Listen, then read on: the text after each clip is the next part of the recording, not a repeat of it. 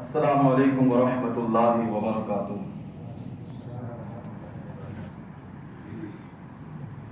الحمد للہ رب العالمین والعاقبۃ للمتقین والصلاة والسلام علی سید الانبیاء والمرسلین وعلی آلہ واصحابہ اجمعین، اما بعد فاعوذ باللہ من الشیطان الرجیم، بسم اللہ الرحمن الرحیم۔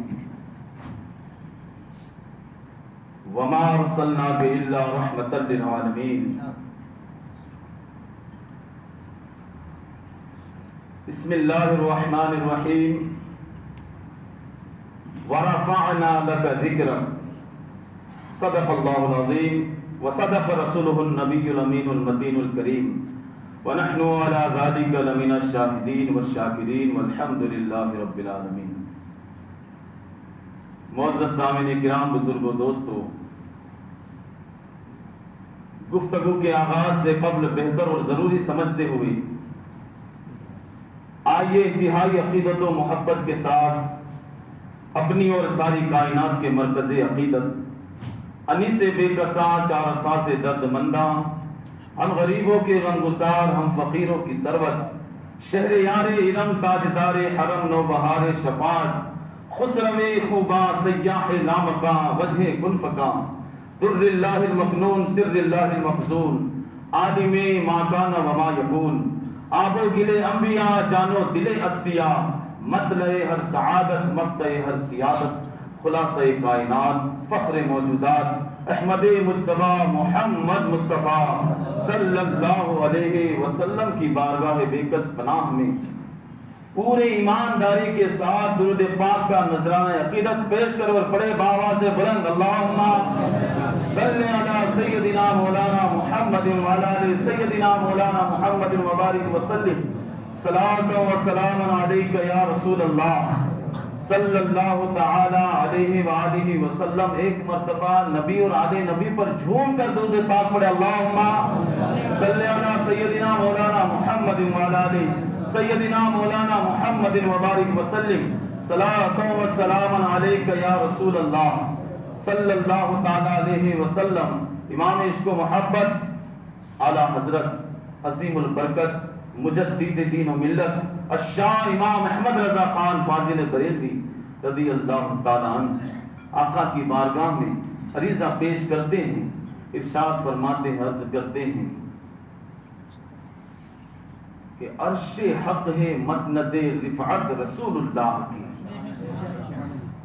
جھوم کر کے عاشقوں کی طرح سبحان اللہ کہو، اس لیے کہ خاموش مجازی تمہیں جینے نہیں دے گی، خاموش مجازی تمہیں جینے نہیں دے گی۔ بہت بڑے مفکر نے یہ بات کہی ہے، اور وہ مفکر ہے علامہ ڈاکٹر اقبال صاحب نے یہ کہا ہے کہ خاموش مجازی تمہیں جینے نہیں دے گی، اس دور میں جینا ہے تو کوحرام مچا، اس دور میں جینا ہے تو کوحرام مچا دو۔ اور علامہ اقبال کہتے ہیں کہ محمد سے وفا تو نے تو ہم تیرے ہیں، کہ محمد سے وفا تو نے تو ہم تیرے ہیں، یہ جہاں چیز ہے کیا لوح و قلم تیرے، لوح و قلم تیرے ہیں۔ اسی لیے تو کہا کہ خودی کو کر اتنا بلند، یہ سبحان اللہ بولو، آپ لوگ بولیں گے ثواب میں اضافہ ہوتا رہے گا۔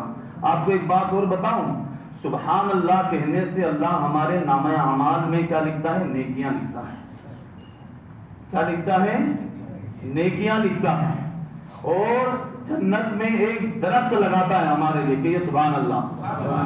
تو سبحان اللہ ماشاء اللہ کی صدائیں بلند ہونی چاہیے، اس لیے کہ یہ گھر جو ہے اس میں اللہ رسول کی ہی باتیں ہونی چاہیے، اور ہم اور آپ بیٹھے ہیں اسی لیے کہ اللہ اس کے رسول کی باتیں کریں۔ بڑے مقدر کی بات ہے کہ ہم اور آپ یہاں آج ایک ساتھ جمع ہو کر کے جمعہ کی دوگانہ ادا کرنے کے لیے حاضر ہوئے ہیں۔ یہ اللہ کی دی ہوئی توفیق سے ہم اور آپ یہاں جمع ہوئے ہیں۔ تو بات یہ عرض کر رہا تھا کہ علامہ اقبال کہتے ہیں کہ کی محمد سے وفا تو نے تو ہم تیرے ہیں، یہ جہاں چیز ہے کیا لوح و قلم تیرے ہیں، اور محمد کی محبت دین حق کی شرط اول ہے۔ محمد کی بولیے، محمد کی محبت دین حق کی شرط اول ہے گر ہو اسی میں خامی تو سب کچھ نامکمل ہے. گر ہو اسی میں خامی تو سب کچھ نامکمل ہے. آپ کو ایک بات اور بتاتا چلوں, ہم نے درود پاک پڑھا حضور کی بارگاہ میں, پڑھا نا, پڑھا اس لیے پڑھا کہ اللہ تبارک و تعالیٰ ارشاد فرماتا ہے ان اللہ و ملائکتہ یصلون علی النبی.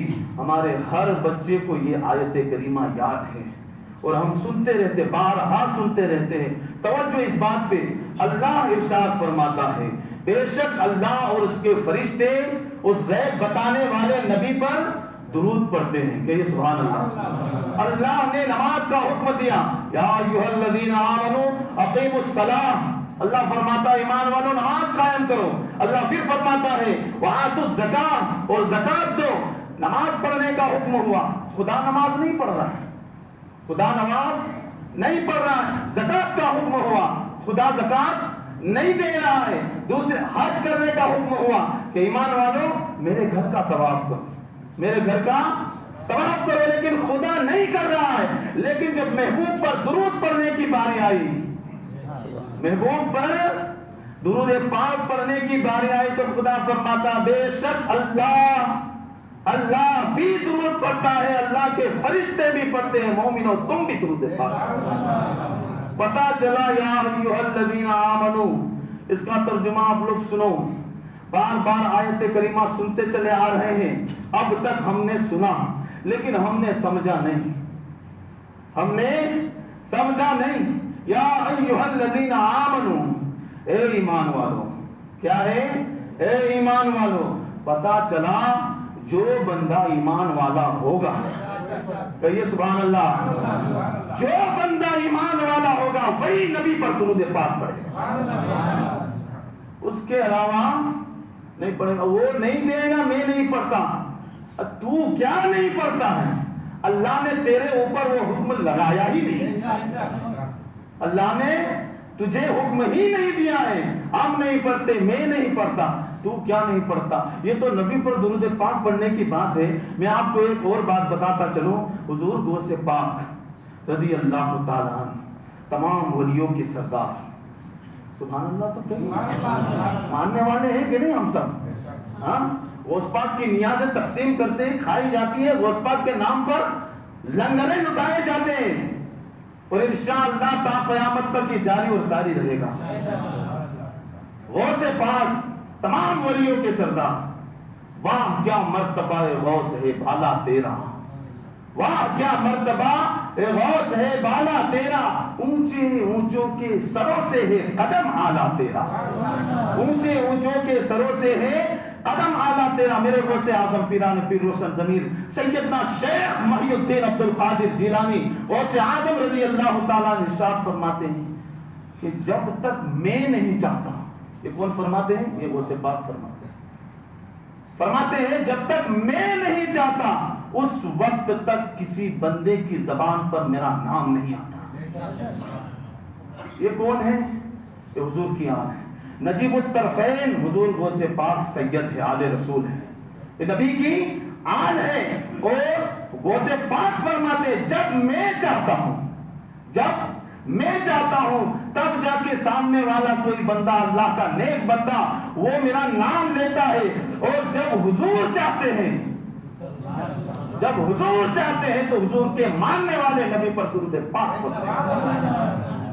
پتا چلا کہ ہماری اور آپ کی مرضی چلنے والی نہیں ہے. یہ لوگوں کو اللہ نے چن لیا ہے. اولیاء و کرام سے محبت کرنے والے لوگوں کو اللہ نے چن لیا ہے. ان کے دلوں میں اللہ نے مہر لگا دی ہے. کس کی؟ ایمان کی. ایمان کیا ہے؟ رسول اللہ سے محبت ہے, رسول اللہ سے محبت ہے. کہا نا میں نے ابھی, اقبال نے کہا محمد کی محبت. جب تک رسول اللہ سے محبت نہیں ہے, جب تک اہل بیت سے محبت نہیں, جب تک کہ صحابہ کرام سے محبت نہیں, اس وقت تک بندہ چاہے خانہ کعبہ کی 4 دیواری میں مر جائے تب بھی اللہ اس کو جہنم کے گڑھے میں ڈال دے گا. لیکن اگر محبت رسول دل میں ہے, چاہے وہ نمازی نہ ہو, چاہے وہ روزے نہ رکھتا ہو. اس کا مطلب یہ نہیں کہ نماز نہیں پڑھنی ہے، روزے نہیں رکھنے ہیں.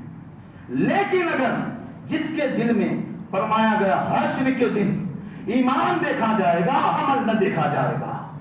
عمل اس وقت تک قبول نہیں ہوگا جب تک کہ ایمان سلامت نہیں ہے. ایمان کی پختگی ہونا ضروری ہے. اور میرے اور آپ کے نبی کی شان آج میں یہی ذکر کرنے آیا تھا، لیکن بات کہیں اور چلی گئی.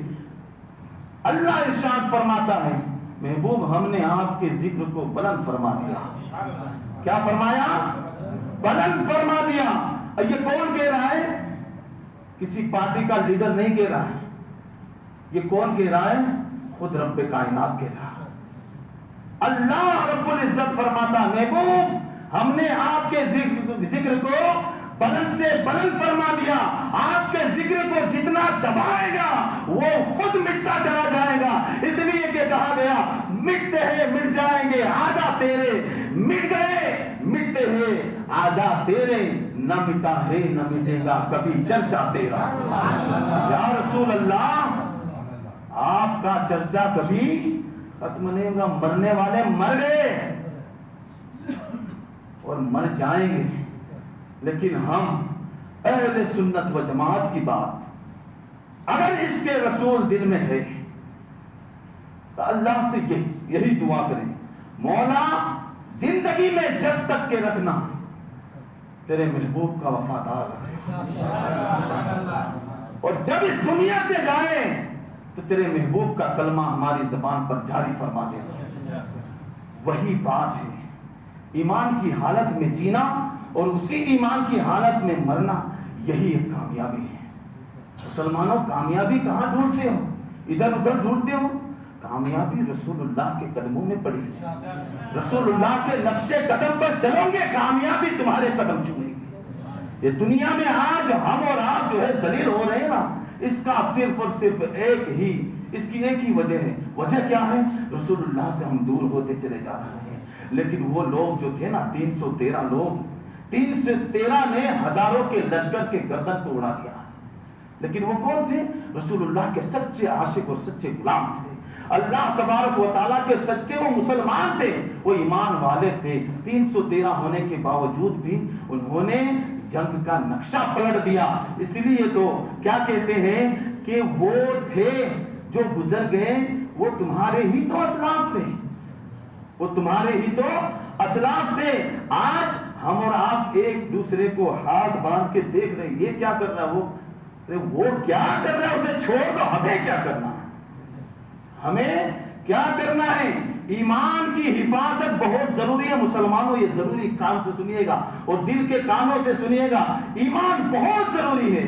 جیسے تو کلمہ پڑھنے والے بہت لوگ ہیں، بہت لوگ کلمہ پڑھتے ہیں. ہم بھی نبی کا کلمہ پڑھتے ہیں. نبی کے زمانے میں بھی موجود تھے ایسے لوگ، نبی کے پیچھے نماز پڑھ کے کہتے تھے کہ یہ تو جادوگر ہے، معاذ اللہ، یہ تو جادوگر ہے، یہ اللہ کا نبی نہیں ہے.